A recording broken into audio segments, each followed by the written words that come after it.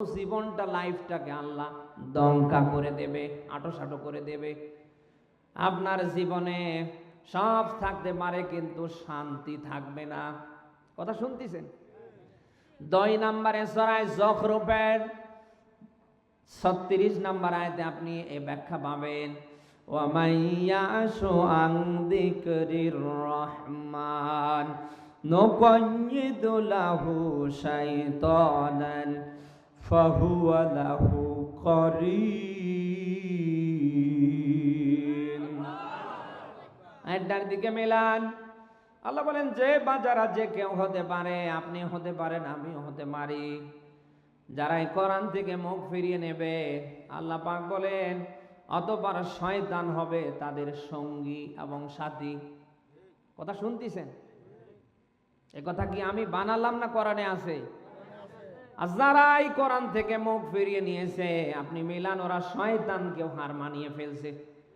মুসলমানের ঘরে জন্ম নিয়ে কোরআনের কিচ্ছু জানে না, অথচ বলছে রাজনীতির সাথে কোরআনের কোনো সম্পর্ক নেই। না, এরকম মানুষ নেই, সব ইন্ডিয়ায় আছে।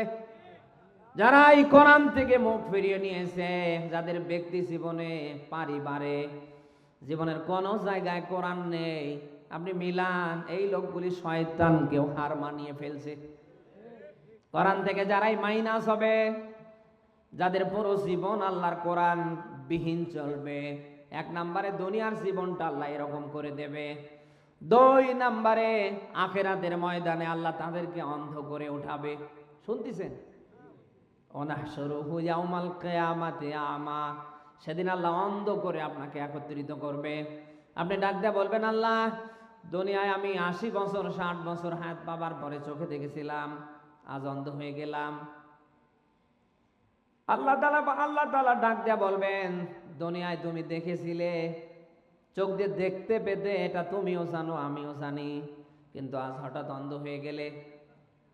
এই যে অন্ধ হয়ে কেন যাবেন, ওর ব্যাখ্যা পরের আয়াতে আল্লাহ দিয়েছেন, ক্বালা কাযালিকা আতাতুকা আয়াতুনা ফানাসিতাহা ওয়া কাযালিকাল ইয়াউমা তুনসা।